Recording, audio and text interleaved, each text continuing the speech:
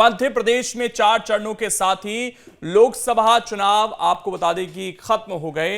इसके साथ ही उन उम्मीदवारों की दिल की धड़कनें तेज हो गईं जिनकी किस्मत अब ईवीएम में कैद हो चुकी है। ऐसे में अब सभी को 4 जून का इंतजार है जब ईवीएम खुलेगा और दिग्गजों के भाग्य का फैसला सभी के सामने आएगा। लेकिन उससे पहले मध्य प्रदेश के 4 चरणों में कम वोटिंग ने सभी पार्टियों को टेंशन में डाल दिया है, क्योंकि इस बार 2019 के मुकाबले कम वोटिंग दर्ज की गई। ऐसे में सभी के जहन में यही सवाल उठ रहा है कि मतदान का यह पैटर्न आखिरकार क्या कहता है। इसी को आज समझने की कोशिश करेंगे। कुछ खास मेहमान भी हमारे साथ जुड़ेंगे, लेकिन उससे पहले आज की रिपोर्ट आप देखिए।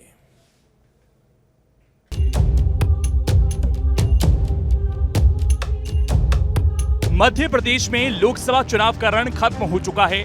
4 चरणों में इस बार प्रदेश की 29 लोकसभा सीटों पर वोटिंग हुई है, लेकिन मध्य प्रदेश में इस बार का वोटिंग प्रतिशत 2019 की तुलना में घट गया, क्योंकि पिछले चुनाव की अपेक्षा 2024 में कुल 4% मतदान कम हुआ और यही कारण है कि सभी दिग्गजों की धड़कनें तेज हो गई हैं। मसलन अब सभी प्रदेश में कम वोटिंग को लेकर अलग अलग पैटर्न की बात कर रहे हैं। मध्य प्रदेश की सभी 29 लोकसभा सीटों पर हुई वोटिंग के हिसाब से इस बार केवल 66.77% मतदान हुआ, जो 2019 के लोकसभा चुनाव की अपेक्षा 4% कम है, क्योंकि पिछले चुनाव में सभी 29 सीटों पर 71.16% वोटिंग हुई थी। इस हिसाब से मतदान का प्रतिशत इस बार कम हो गया। आंकड़ों के हिसाब से प्रदेश की 29 में से 23 सीटों पर इस बार मतदान कम हुआ, जबकि 6 सीटों पर वोटिंग प्रतिशत ज्यादा रहा। मध्य प्रदेश के 4 चरणों में केवल तीसरा चरण ही ऐसा रहा जहां वोटिंग का प्रतिशत थोड़ा सा ज्यादा रहा। बाकी सभी चरणों में मतदान का प्रतिशत कम ही रहा। प्रदेश की 29 सीटों में से 6 सीटें ऐसी रहीं जहां मतदान प्रतिशत में बढ़ोतरी देखी गई, जिनमें विदिशा, गुना, राजगढ़, ग्वालियर, सागर और भिंड शामिल थी। लेकिन इन सीटों पर भी मतदान प्रतिशत में कोई जबरदस्त उछाल नहीं देखा गया, जबकि बाकी की सभी 23 सीटों पर मतदान कम रहा। एमपी में चरण दर चरण मतदान प्रतिशत की बात करें, पहले चरण में 67.75% वोटिंग हुई, जो 2019 की अपेक्षा 7.40% कम है। दूसरे चरण में 67.75% वोटिंग हुई, जो 2019 की अपेक्षा 9% कम है। तीसरे चरण में 66.75% वोटिंग हुई, जो 2019 की तुलना में 0.11% ज्यादा रही। चौथे चरण में इस बार 71.72% वोटिंग हुई, जो 2019 से 3.93% कम है। इतना ही नहीं, अगर पिछले लोकसभा चुनाव के नतीजों पर नजर डालें तो 2019 में मध्य प्रदेश की सभी 29 सीटों पर 71.16% वोटिंग हुई थी। तब मध्य प्रदेश में बीजेपी ने 28 और कांग्रेस ने 1 सीट हासिल की थी। लेकिन मौजूदा लोकसभा चुनाव में मध्य प्रदेश का आंकड़ा 66.77% रहा, जो 2019 के मुकाबले कम है, और आंकड़े ने दोनों दल यानी बीजेपी और कांग्रेस को टेंशन में डाल दिया। हालांकि राजनीति में ऐसा कहा जाता है कि अगर पिछली बार की अपेक्षा वोटिंग में गिरावट हुई तो लोग शासन के मौजूदा रूप को बदलने में उतने उत्साहित नहीं हैं। वहीं वोटिंग अगर ज्यादा होती है तो माना जाता है कि लोग सरकार बदलने के लिए बड़ी संख्या में सामने आए। हालांकि भारत में यह हर बार सही नहीं होता। 1951-52 से लेकर 2019 तक 17 लोकसभा चुनाव हुए। 1957 से 2019 तक पहले चुनाव को छोड़कर 16 लोकसभा चुनावों में वोटिंग परसेंटेज 6 बार गिरा और 10 बार बढ़ा। लेकिन इनमें से मौजूदा सरकारें 8 बार फिर से सत्ता में आई और इतनी बार ही बदली गईं। यानी वोटर टर्नआउट का चुनावों के नतीजों के साथ कोई मजबूत रिश्ता नहीं, क्योंकि कई बार देखा गया कि जब वोटर टर्नआउट बढ़ा तब भी सरकारें रिपीट हुई और कई बार जब घटा तब भी सरकारें रिपीट हुई। ऐसे में इसे लेकर किसी खास पैटर्न के आधार पर कोई नतीजा नहीं निकाला जा सकता। इसके लिए 4 जून का ही इंतजार करना पड़ेगा जब नतीजे घोषित होंगे। Team news state. तो इसी पर चर्चा करेंगे कि आखिरकार ये जो कमी आई है वोटिंग में, ये किसको परेशानी में डालेगी। चर्चा करने के लिए कुछ खास मेहमान हमारे साथ मौजूद हैं। प्रकाश त्रिवेदी जी हैं, वरिष्ठ पत्रकार हैं। प्रियंका दुबे हैं, प्रवक्ता हैं बीजेपी की, और फिरोज सिद्दीकी जी हैं, प्रवक्ता हैं कांग्रेस के। आप तीनों का बहुत बहुत स्वागत है। प्रकाश जी, अगर हम थोड़ा सा आंकड़ों पर नजर डालें तो करीब 66% वोटिंग हुई इस बार। ये पिछली बार 71% थी, और जो हाल में विधानसभा चुनाव हुए उसमें करीब 77% मतदान हुआ था। ये जो इतनी कमी आई है, और विधानसभा चुनाव से तो करीब 11% की कमी है, इसे किस तरीके से देखा जाए? देखिए, खास तौर से इसके 2-3 कारण सामने दिखाई दे रहे हैं। एक तो जो राजनीतिक दलों का अपना एक सिस्टम बना हुआ होता है, वो चाहे भारतीय जनता पार्टी का अपना बूथ प्रबंधन का सिस्टम हो या कांग्रेस पार्टी का उनका मंडलम का उनका बूथ का सिस्टम हो, उस सिस्टम ने इस बार उतने अच्छे ढंग से काम नहीं किया जितने अच्छे ढंग से उन्होंने विधानसभा चुनाव में काम किया था। विधानसभा चुनाव में बूथों के ऊपर जो सक्रियता राजनीतिक दलों के कार्यकर्ताओं की थी, वैसी सक्रियता इस बार बूथ के ऊपर देखने को नहीं मिली। और इसका क्या कारण रहा, ये राजनीतिक दलों को खुद आकलन करना चाहिए। दूसरी वजह, गर्मी भी बेहद थी, शादी विवाह भी थी। दूसरी क्या है कि इस समय में लोग घूमने भी बहुत जाते हैं बाहर, काफी लोग घूमने भी गए हुए थे। कई जो परिवार में 5 लोगों के नाम है, कई लोगों के नाम भी कट गए। बहुत सारी शिकायतें ऐसी आई कि कई लोगों के नाम कट गए हैं।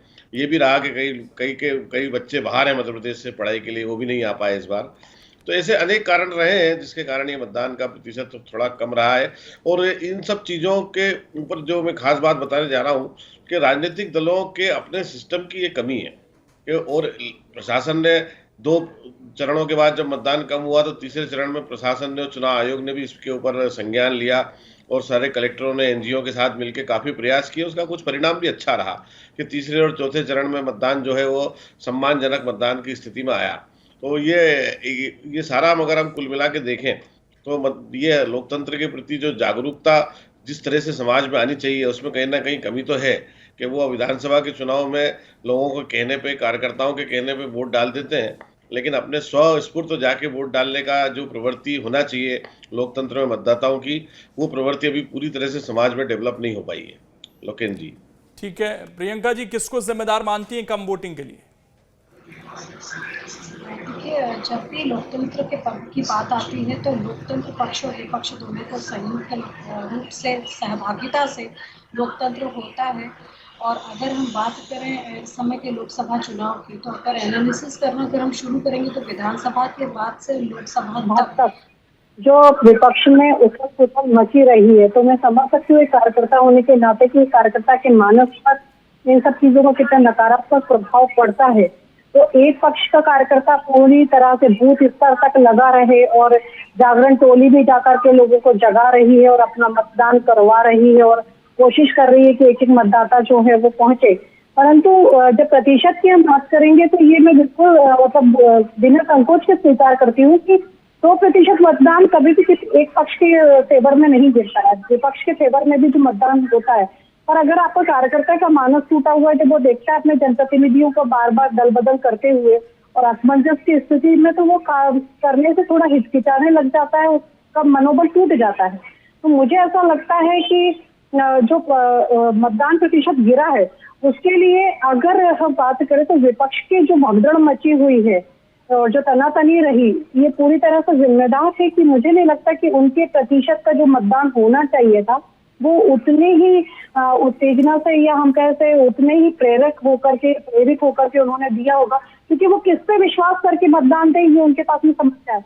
तो एक पक्ष का जो मतदान हो सकता था, भारतीय जनता पार्टी जितना मतदान करवा सकती थी उतना उसने करवाया है और सत्ता के लिए जो आशीर्वाद देने के लिए लोग उतर सकते थे वो मैदान में उतरे और उन्होंने अपना वोट डाला है। तो मुझे पूरा विश्वास है कि 29 का जो हमारा संकल्प था, 29 सीटों के हम लोग अपना कमल का पुष्प खिलवाएंगे तो निश्चित तौर पर पूर्ण हो रहा है। और आप देखेंगे जब 4 जून को पेटियां खुलेंगी और काउंटिंग शुरू होगी तो ये सुखद अनुभव खुद हम आपके साथ में शेयर करेंगे। सिद्दीकी जी, देखिए करीब 5% की ये गिरावट है लगभग। तो आप लोगों को, क्योंकि ये कहा जाता है, ऐसी हमने भी हालांकि अपनी रिपोर्ट में कहा कि इसका कोई रूल नहीं है, लेकिन फिर भी ये कहा जाता है कि जब विपक्ष बहुत अग्रेसिवली कुछ मुद्दे उठाता है तो उसका असर पड़ता है वोटर टर्नआउट में। लेकिन अगर घट गया तो क्या ये आप लोग उन मुद्दों को जो आप पूरे चुनाव उठाते रहे, महंगाई के, बेरोजगारी के, उनको जनता से उस तरीके से कनेक्ट नहीं करवा पाए क्या? संविधान को लेकर बार बार राहुल गांधी बात करते थे, वो तो बुक लेकर भी आ गए थे संविधान की। देखिए, 2014 में मत प्रतिशत बढ़ा, फिर उसके बाद 2019 में उससे ज्यादा बढ़ा और दोनों बार मोदी सरकार आई, लेकिन इस बार घट रहा है। तो ये माना गया कि जब 2004 में 60% में था, 1999 का और 2004 में ये 2% घटा और उसमें अटल बिहारी वाजपेयी की सरकार चली गई। इसी ने भारतीय जनता पार्टी में घबराहट पैदा कर दी। अब प्रियंका जी कह रही हैं कि उनकी पार्टी ने जो है लोगों को निकाला, ये तो भारतीय जनता पार्टी शुरू से चिल्ला रही थी कि हमारे डिजिटल बूथ हैं, हमारे जो है प्रत्येक पन्ना प्रमुख है और बूथ पे 10 आदमी हैं। उसके बाद भारतीय जनता पार्टी ये कह रही थी कि हम तो 370 वोट प्रत्येक बूथ पे बढ़ाएंगे, 10% वोटों का इजाफा करेंगे, लेकिन ऐसा कुछ हुआ नहीं। और कांग्रेस में तो कोई घबराहट नहीं थी इस बात को लेके। हम तो निरंतर अपने मतदाताओं से, हमने हमारे बूथ जो हमारा जमीनी संगठन था उससे कह रखा था कि हमारा जो मतदाता है, जहां हमारे पक्ष में अच्छा मतदान होता है, जिन पोलिंग बूथों को हम हमेशा जीतते आए हैं, उन पोलिंग बूथों पे मतदान प्रतिशत जो है सामान्य से अच्छा रहना चाहिए। वो हमको प्राप्त हुआ।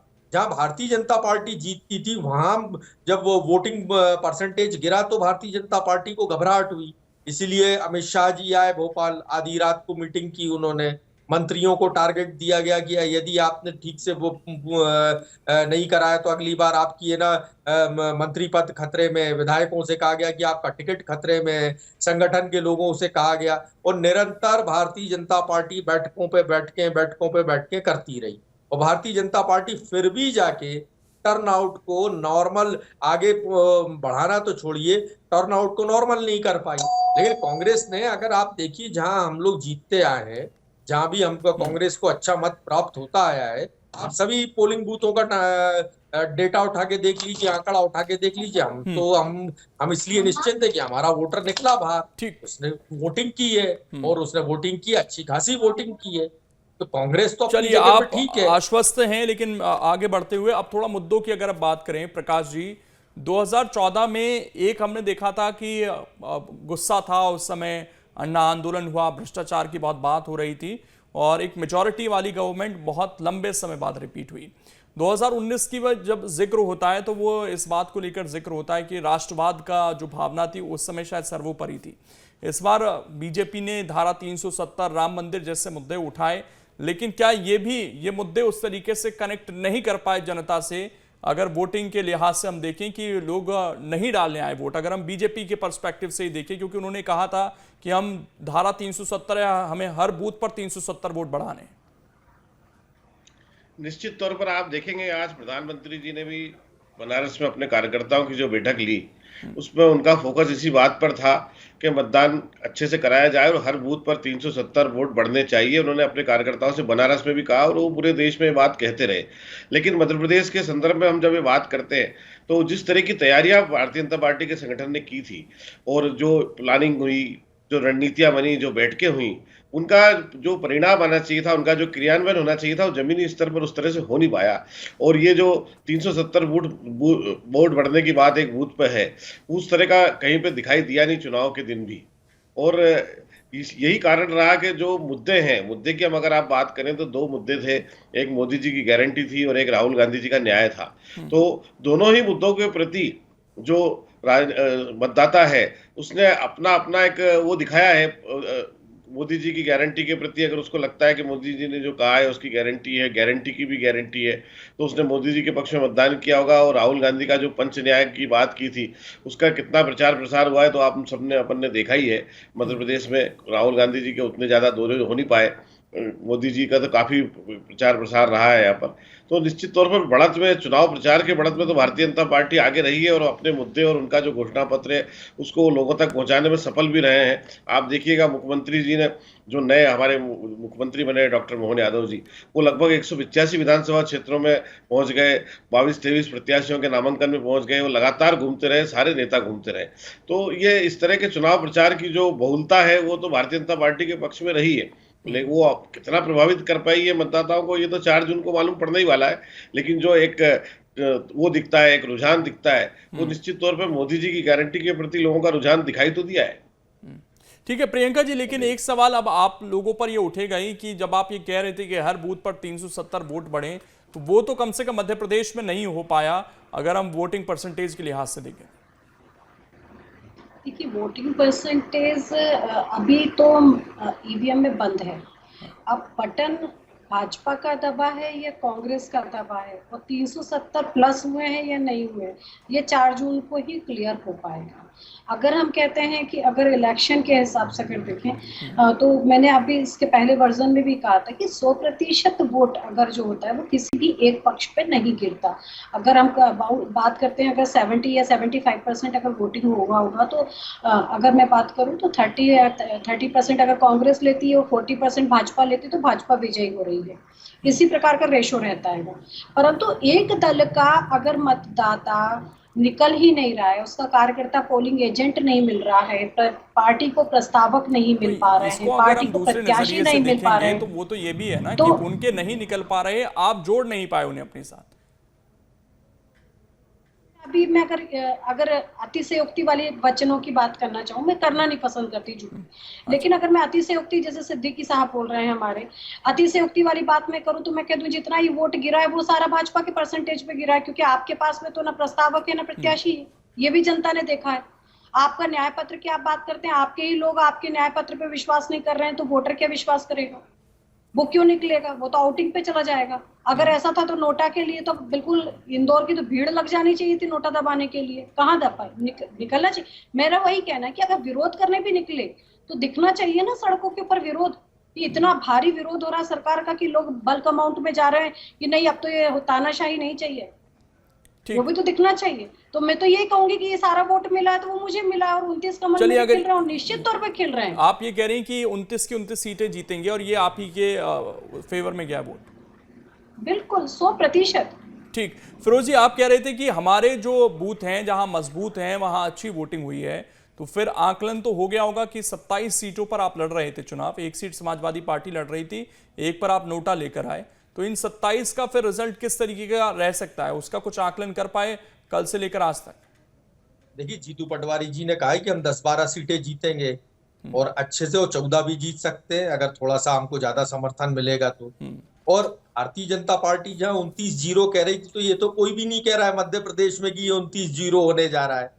मुद्दा ये है कि कांग्रेस ने संविधान बदल रहे हैं, कांग्रेस ने महंगाई, बेरोजगारी और तमाम जितने मुद्दे उठाए उससे जो कांग्रेस का वोटर था और जो फ्लोटिंग वोट था वो चार्ज हो गया, तो चार्ज हो गया और वो पोलिंग बूथ की तरफ गया। लेकिन जिसको मोदी जी को प्रधानमंत्री नहीं बनाना था या लोग जो महंगाई बेरोजगारी से त्रस्त हो गए थे वो लोग पोलिंग बूथ तक नहीं आए। लेकिन सिद्दीकी जी एक आकलन आप लोगों ने किया होगा और मैं उस पर जरूर आपसे सवाल पूछना चाहूंगा कि विधानसभा चुनाव में आप लोग भी ये मानकर चल रहे थे जब पब्लिक से बात होती थी, क्योंकि सबसे तो आप बात नहीं कर सकते, बहुत बड़ा वोट बैंक होता है, तो ये एक आकलन हुआ कि बीजेपी का जो वोटर है वो या तो बहुत ज्यादा वोकल है या अमूमन मोस्टली साइलेंट है, वो बैठा हुआ है आराम से, लेकिन बहुत सारे लोग जो चेंज की बात कर रहे थे वो आपके फेवर में गया नहीं। जो माहौल 6 महीने पहले बन रहा था चुनाव से, जब नतीजे आए तो बिल्कुल उलट थे विधानसभा चुनाव के। देखिए एक मध्य प्रदेश का ट्रेंड आप अगर देखेंगे तो सभी पूरे देश में इस बात की चर्चा है कि मध्य प्रदेश में आखिर ऐसा क्या हुआ। जितने भी पोल्स आ रहे थे, प्री पोल सर्वे आ रहे थे, एग्जिट पोल्स आ रहे थे, जो भी राजनीतिक पंडितों के रुझान थे, विशेषज्ञों की राय थी, वो सब यही कह रहे थे कि मध्य प्रदेश जो है वो क्लियर चेंज की तरफ जा रहा है। छत्तीसगढ़ और मध्य प्रदेश में कोई संभावना ही नहीं है भारतीय जनता पार्टी की सरकार बनने की, लेकिन हुआ उसका उल्टा।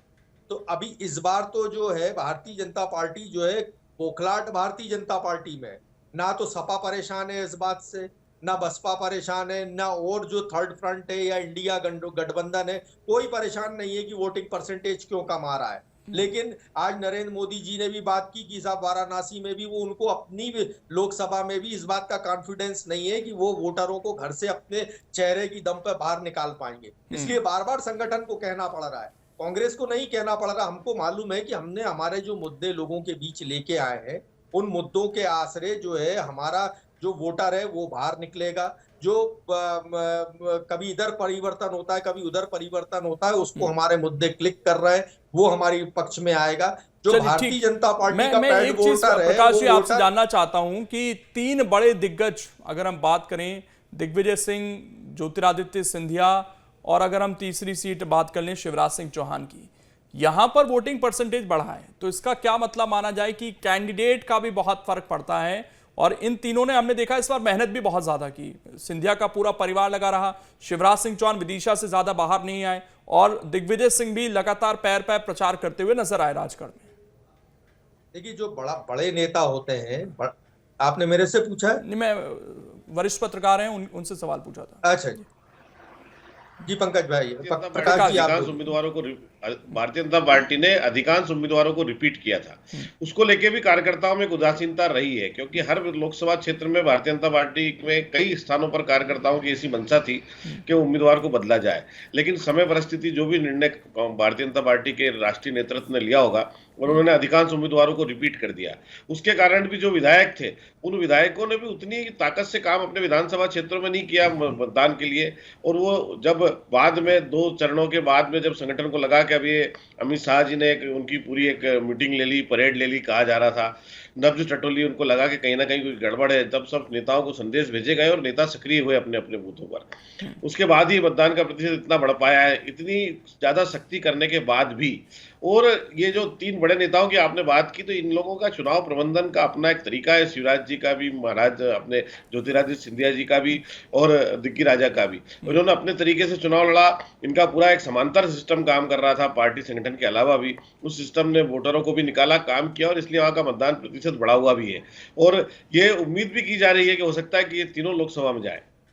प्रियंका जी, लेकिन ये जो प्रकाश जी ने पॉइंट उठाया कि क्योंकि अधिकांश तो आपके ही सांसद थे, उनमें से लगभग 50% रिपीट हुए, तो और उनमें से भी 2 के अगर मैं नाम लूं, सतना गणेश सिंह और फग्गन सिंह कुलस्ते, ये विधानसभा चुनाव हार कर आए थे, फिर भी आपने इनको रिपीट किया।